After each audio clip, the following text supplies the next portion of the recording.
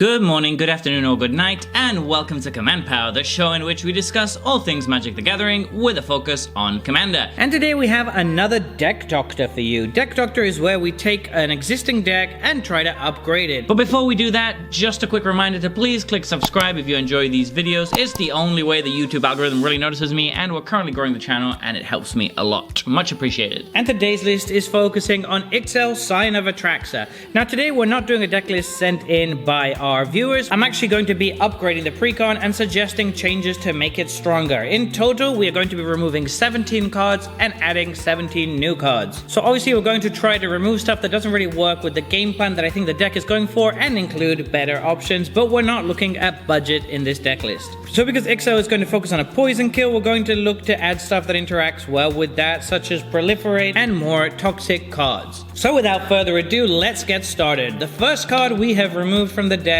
is Ixhel.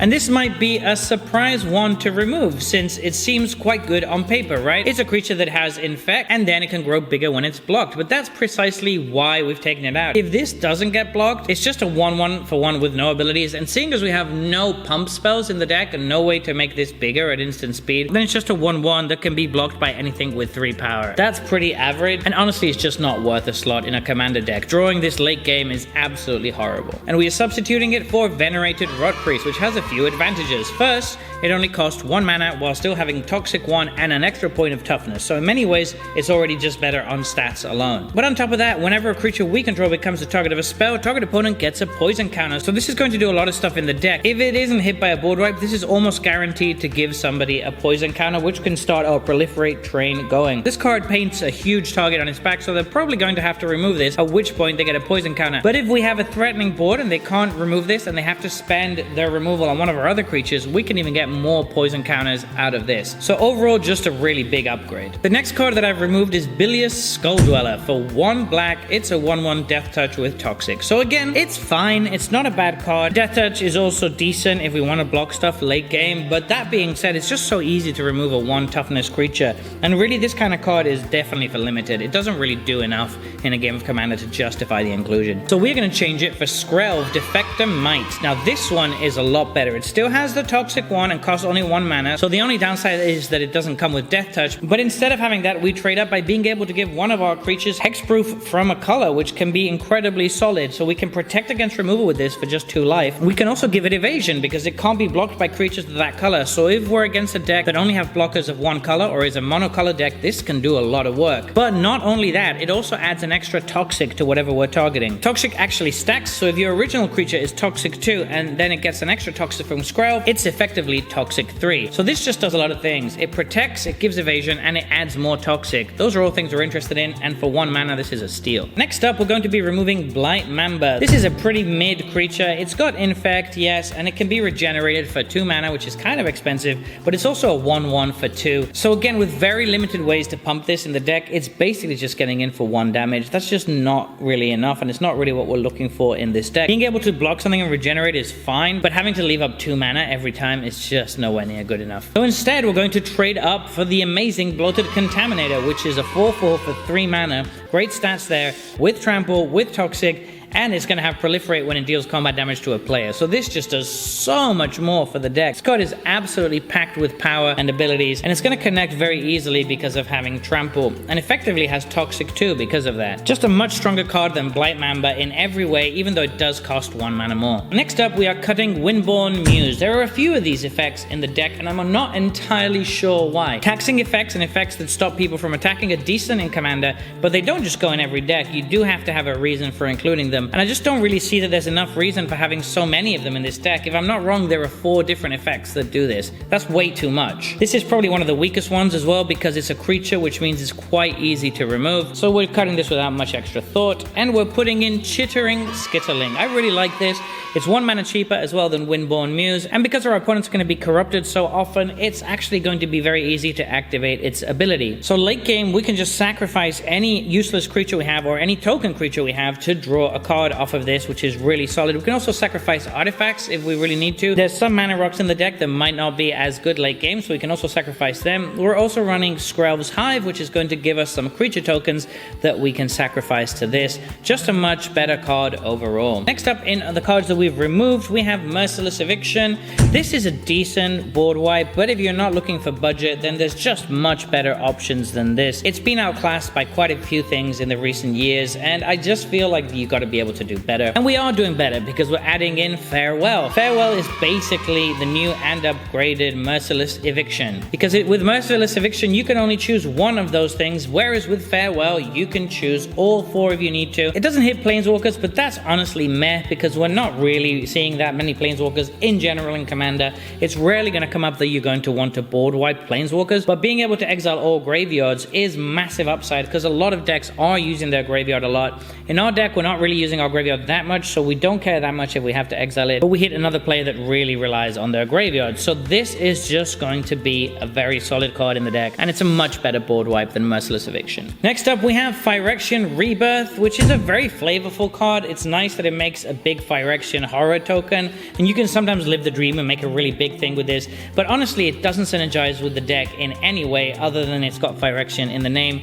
The token also has no evasion of any kind. It's just a big dork that can then be blocked by whatever they play next. It's nice that you have a board wipe that immediately rewards you with a body, but honestly, there's just better things you can play. And we're going to be playing the Eternal Wanderer. Now, I've hyped this card a lot, but it's particularly good in this deck. A lot of our creatures are kind of mid, but we do have some really strong ones, so we can just wipe all of the weak creatures off the table and leave our best one, which should then be able to connect. You can even do this before attacking. So say we wipe everything and they have a bunch of flyers and we just leave our Ixhel alive, then somebody's immediately going to get an extra 2 poison counters because we presumably removed all of the flyers. You can do the same with Bloated Contaminator or Contaminant Grafter, any of these other good cards in the deck, and then immediately if you have extra mana, you can play another creature, so then you have 2 blockers so that you can defend the Wanderer well. So it's just very solid in the deck, and it's going to let us have a really good board presence after wiping the board. Next in the cards we've removed is Moldavine Reclamation. I honestly don't really understand why this is in the deck. Yes, it does draw you cards and gain you a life, but we are a deck that has no synergy with sacrificing it, no synergy with death triggers, so this is just going to trigger randomly sometimes, but it's only creatures we control, so it's not even going to affect us when other players' creatures die. So honestly, I think this was a pretty easy cut. I did make sure to include some card draw later on to make up for this,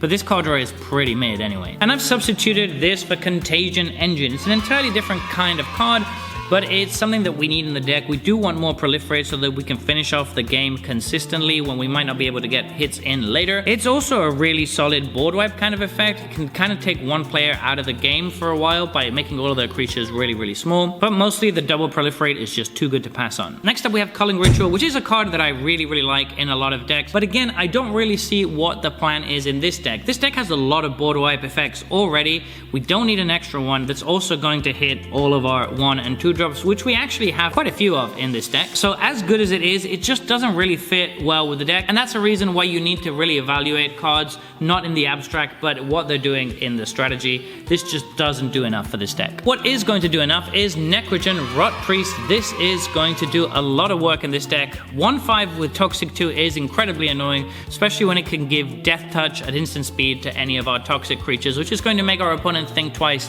before blocking any of them.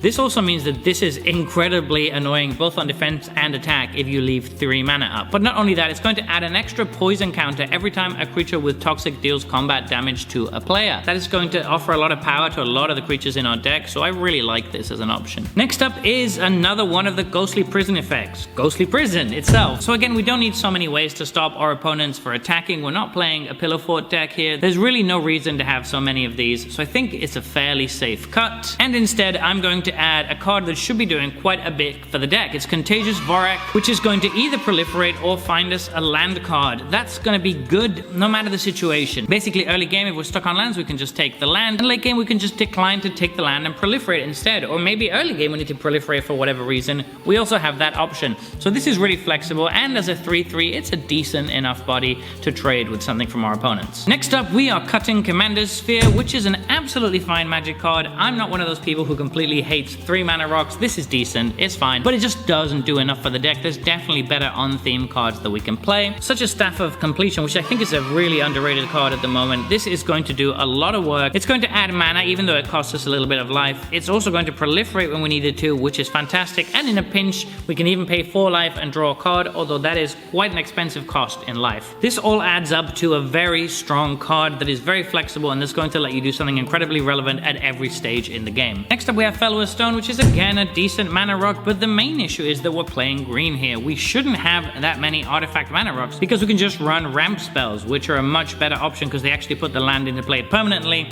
and are less likely to be affected by removal. Because of that, we are going to be adding Farseek, which is going to be a good way to find a dual land in our 3-color deck. As a quick note, I haven't modified the mana base because that depends entirely on your personality and what lands you have available, but you should definitely look at upgrading the mana base because these precons often come with very dodgy mana bases, to be honest, because Wizards for some reason refuses to put good lands into precons. Next up we have Arcane Signet, which is better than Fellow Stone, but still it's not really what we want to be doing in a green deck. So instead I've added Armored Scrap Gorger, which is going to work beautifully with our Proliferate theme to basically be a 3/3 for 2 with a bunch of upside. It's going to tap to add 1 mana of any color and get an oil counter, and then we can even proliferate those counters so that it's quickly a 3/3, but that's not the reason we're playing it. We're also playing it because we get to exile something from their graveyard every time we tap it for mana or when we attack late game. It's just repeatable graveyard hate and very incidental one that doesn't really cost you anything, which is a great effect to have on a mana dork. Next up we have Phyrexian Atlas, which is a decent card, but the aim of the deck is really to win with poison at this point. We've definitely kind of abandoned the Corrupted route a little bit. I think Corrupted is fine on some cards, but some of them are very average, and this is one of them. Dealing an extra damage to each opponent every time we tap this is really slow. It's basically 4 times slower than killing them with poison, so I don't really see why you would play this unless you're really desperate for mana rocks. So instead we're going to put in Rampant Growth. This is just a nice clean way to find a basic land, and it costs 1 mana less, so it can ramp into our commander a little bit more efficiently because our commander costs 4 mana, so this can take us from 2 to 4, which is another reason why I've removed most of the 3 mana rocks from the deck. They're just kind of awkward with the 4 mana commander. Next up we have Caress of Phyrexia in the cards that we're removing. So I guess the idea with this card is that it's a nice finisher by being able to give the opponent the last 3 poison counters, but then it can also double up as card draw for you if you needed to, but I just think the cost for you to draw cards is just way too expensive. Paying 5 mana and having to take 3 life and 3 poison counters for that just seems a bit too much. So instead we're going to put in Vraska Betrayal's Sting. She can basically draw you cards and proliferate to give your opponents poison counters as well and finish the game faster for you, and she's also going to proliferate all of your opponents and not just one of them, which is really good. Additionally, she also comes with removal as well, so if you need her to, she can just straight up take care of something and be a finisher all on her own with the ultimate. Just a very flexible card that is basically doing what Caress of Phyrexia does, but doing it way better. Next up in cards we are cutting, we have Feed the Infection. It's another very medium draw spell. 4 mana and losing 3 life to draw 3 cards is okay, but not great. And then the Corrupted bonus where opponents lose 3 life too is again really average. So I'm just going to substitute it for another Proliferate spell that's also going to act as a nice bit of removal. -4/-4 is going to get rid of most creatures. It does suck that it's sorcery speed, but getting to Proliferate I think makes up for that quite nicely. Next up we're removing Trailblazer's Boots because I just think that the deck does not really need that many sources of unblockable. We've already got Skrell, and Ixhel herself has flying, so basically we're just looking to proliferate more than to get through with attacks. I think that's going to be the better game plan for this deck. That being the case, we're going to substitute in Skrell's Hive, which is going to give us more bodies that we can then sacrifice to Skittling Chitterling. It also works very well with our Rot Priest that can give them all Death Touch and make them really annoying on attack, thus making it more likely that they get through. It's just a much stronger card, and then the creatures having lifelink on top is extremely likely to be turned on since we're running a Corrupted deck with a lot of Proliferate, so I think this card is pretty solid, and giving our commander lifelink is very nice as well. And finally in the cards we're removing we have Fumigate. This is another board wipe that I'm not really sure why it's in here. It's a very average board wipe, and we don't really want to be wiping our board that much with this deck anyway because we're kind of an aggressive deck with small creatures, so I think this is absolutely fine to cut, and instead I'm going to be putting putting in another card draw spell. I'm going to be playing Stinging Study, which is going to draw us 5 cards at instant speed. Yes, we are going to lose 5 life, but that is a small price to pay when you're getting this much value. So there you have it. That has been our deck doctor for Ixhel. What do you think? Are there any things you would change? Any additions that you think I missed? Please let me know in the comment section below. I read all comments and respond to all of them too. And if you enjoyed this video, don't forget to click like or subscribe. It really helps the channel. And until next time, take care.